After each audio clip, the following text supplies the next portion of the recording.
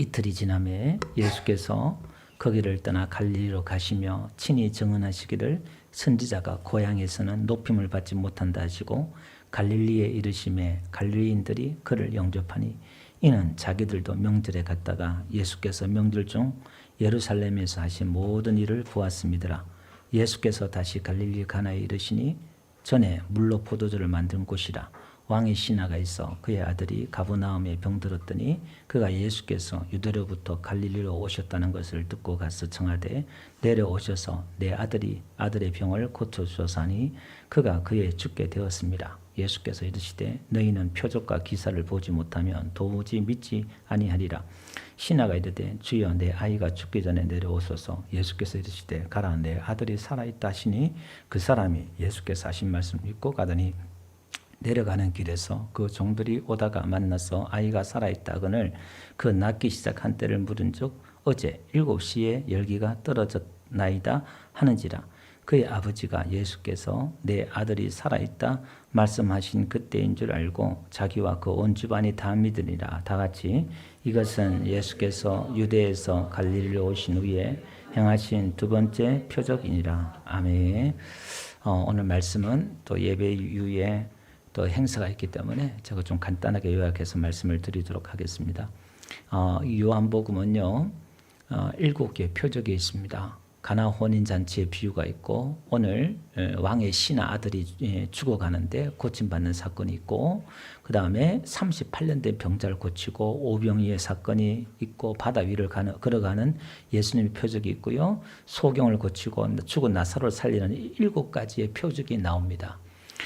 성경에는요, 이 표적이 나올 때 세메이온이라는 이 말을 쓰는데요. 이 표적은 그 기적 속에 하나님의 뜻이 있다는 거예요. 우리 지난주에 말씀을 정리하면 이적은 3가지가 있죠. 이적 안에 3가지, 기사, 기적 이게 있고 이것은 절대 하나로 쓰임받는 게 아니라 다른 단어와 같이 쓰인다 있어요. 그 다음에 표적이 있고 능력이 있고 이렇게 표현들을 여러 가지 개념들을 있습니다. 그러니까 능력은 내 안에 머물 때 능력이다 이런 표현을 쓰고 또 내 안에 있는 능력이 나갈 때 능력이라는 표현을 쓰고 이 표적은 기적이 일어났을 때 그 안에 있는 어떤 의미가 있다는 거예요. 하나의 사인이고 표시다. 그걸 이제 표적이다 이렇게 말해요. 그래서 요한복음은 7가지의 이 표적을 통해서 그게 어떤 의미가 있고 뜻이 있는가를 깊이 설명하고 있는 게 이 표적입니다. 그래서 오늘 성경에는 2번째 표적으로 나오는데요. 왕의 신하의 아들을 고치는 이 사건이 나옵니다.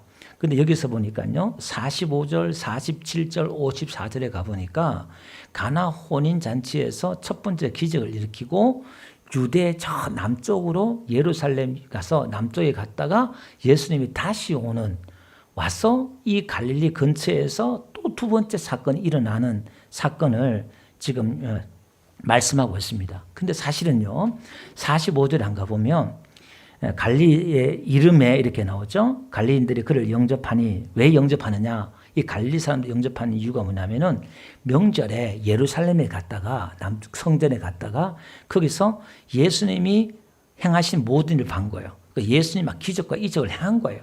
사실은 여기서 성경에는 이게 2번째지만은 성경에 기록되지 않는 많은 표적과 기사가 나온다는 거예요.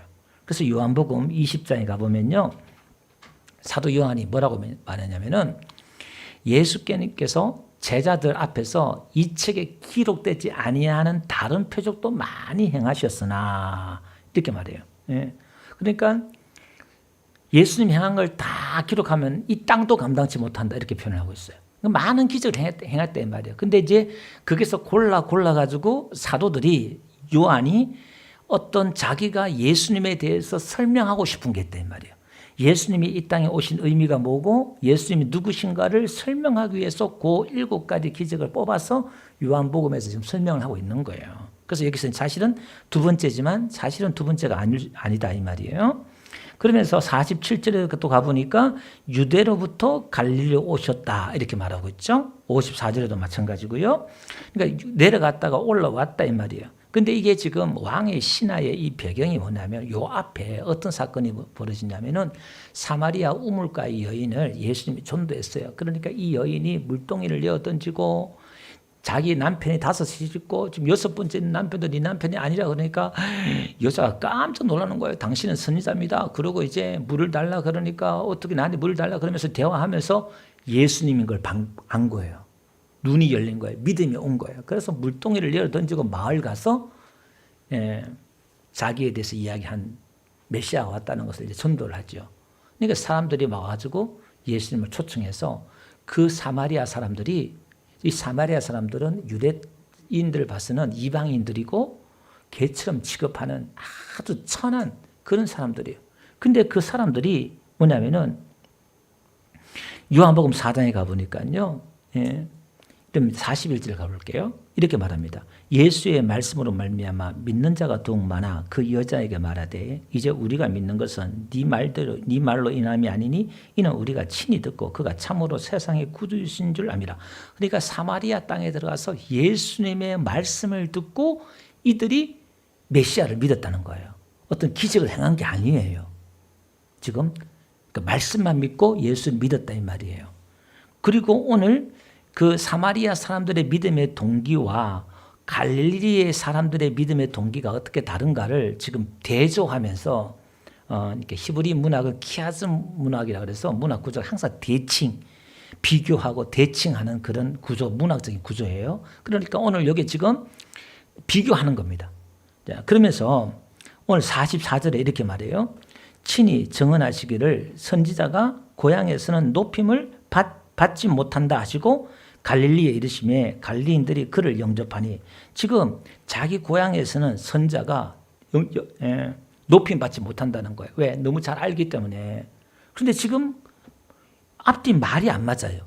그래놓고서는 자기 고향 사람들이 환영했다는 거예요. 45절에.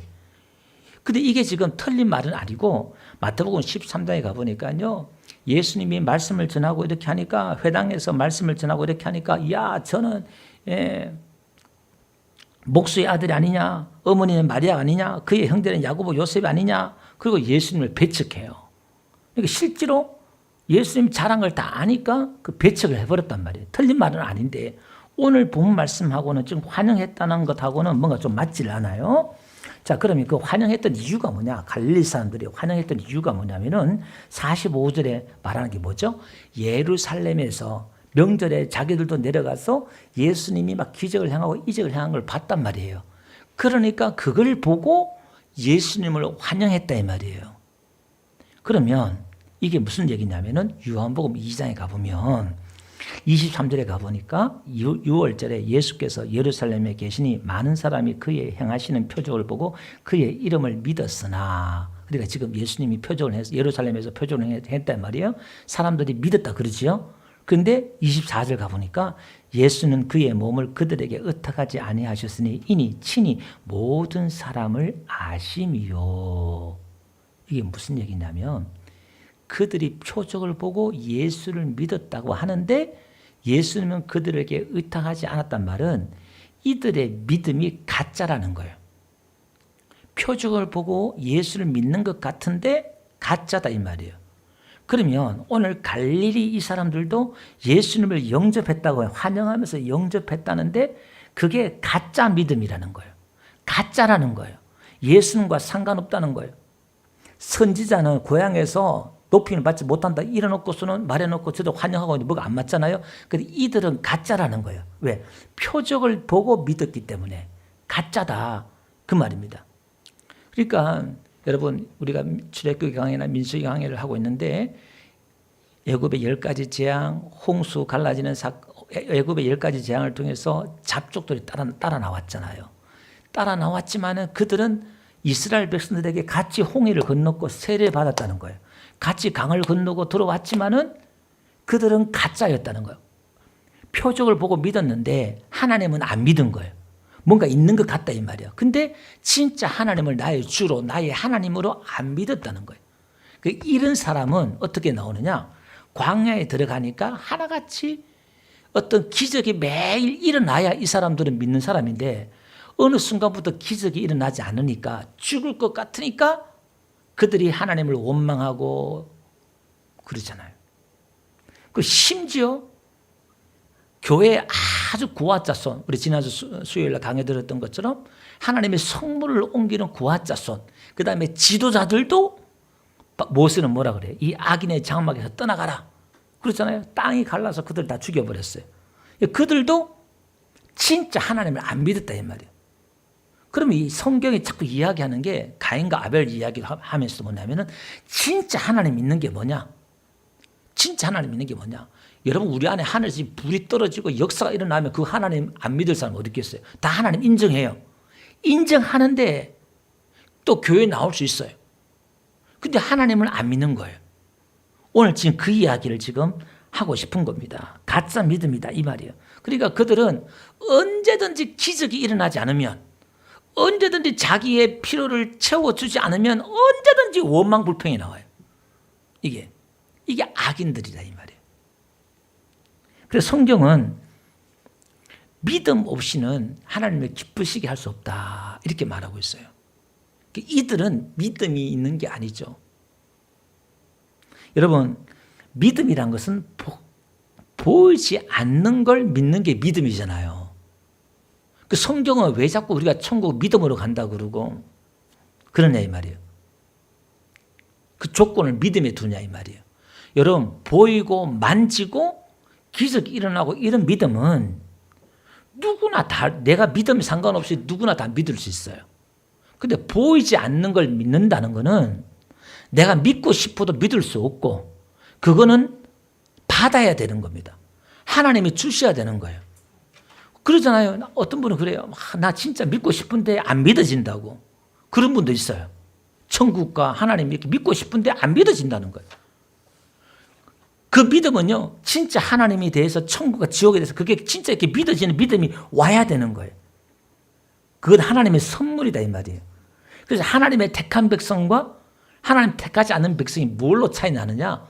믿음으로 차이 나는 거예요. 하나님께 받은 선물이 있느냐? 믿음이 있느냐? 이 말이에요. 그래서 하나님께 받은 사람은, 하나님께 믿음을 받은 사람은 내 삶 속에서 기적과 이적이 일어나지 아니한다 할지라도, 내 필요에 뭔가 채워지지 않는 결핍이 있다 할지라도 끝까지 하나님을 신뢰하고 따라가는 거예요. 그걸 광야라 그러지요. 요셉이나 다윗이나 모든 하나님의 사람들이 정말 죽을 것 같은 그런 고난과 핍박과 알 수 없는 모함과 이해할 수 없는, 하나님이 때로 나를 버린 것처럼 그런 재앙이 오고 저주 같은 열매가 나에게 나타나고 이게 도대체 뭐지? 내가 기도하고 예배했는데 하나님을 섬겼는데 나에게 돌아오는 것은 고난과 고통과 오해와 이런 것밖에 없으니까, 심지어 감옥까지도 가고 막 이러니까. 근데 그런 사람도 어떻게 해요? 그럼에도 불구하고 끝까지 어떠한 상황 속에서도 하나님을 붙잡고 믿은 줄로 믿습니다. 그게 진짜 믿음이라는 거예요. 근데 가짜 믿음은 조금만 날씨만 더워도야 막 짜증내고 그냥 조금만 추워도요, 조금만 뭔가 내 뜻대로 안 돼도요 짜증나고요 막 그러는 거예요. 그래서 내 안에 믿음이 오는 사람들은요, 오는 게 뭐냐면은 이 평안이에요, 평안. 그래서 진짜 기적은 어떤 문제가 있음에도 불구하고 내 안에 평안이 찾아오고, 우리 권사님처럼 내 필요가 채워지지 않음에도 불구하고 내 안에 기쁨이 있고 그게 기적이고 믿음인 줄 믿습니다. 그 성경은 가짜 믿음과 진짜 믿음을 이렇게 솎아내는 거예요. 그 표적을 보고 믿는 믿음은 아니다 이 말이에요.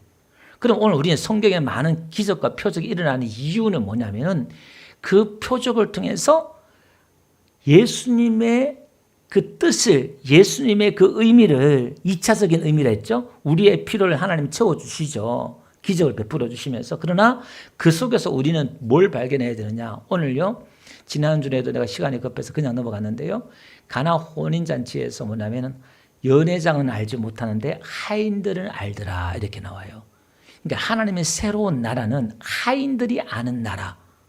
지금 그 당시의 배경으로 보면요, 엄청난 거예요.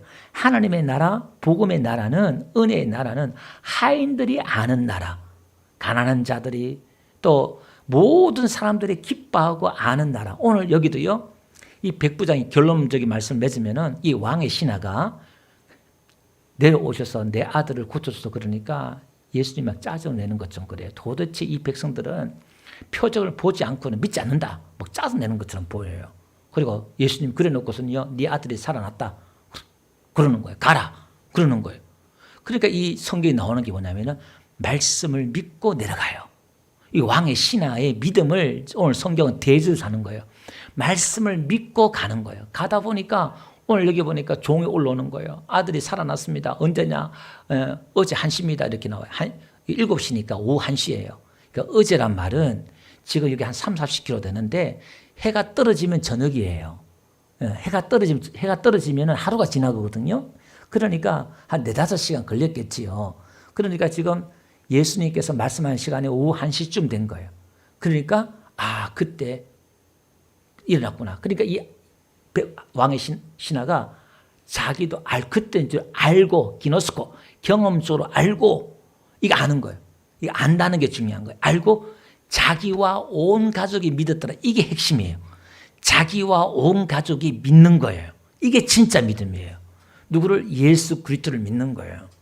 그럼 예수 그리스도를 믿는다는 건 이 당시에는요, 기적이 일어나고 복 받는 게 아니라 예수님을 믿는 순간 쫓겨나야 되고 빼앗겨야 되고 핍박받아야 되고 고난받아야 되고 그런 거예요. 지금처럼 예수 믿으면 다 복 받습니다. 그런가? 이게 아니라 희생이 따르고 고난이 따른다 이 말. 근데 거기서 진짜 믿음이 뭔지를 드러난다 이 말이에요. 오늘 저와 여러분들은 우리가 하나님 앞에 표적을 구하고 또 전도를 위해서는 또 표적이 나타나고 해야 되잖아요. 그죠? 그러면서 우리가 진짜 하나님의 그 믿음은 내 안에 뭔가 보이는 게 없고 표적이 없다 할지라도 항상 기뻐라 범사에 감사라는 것처럼 우리 안에 흔들림 없는 가운데서 평안이 있고 그 믿음 의지하는 가운데서 나갈 수 있는 그런 성도가 진짜 믿음인 줄 믿습니다. 그래서 하나님의 나라가 이렇게 갈라져요.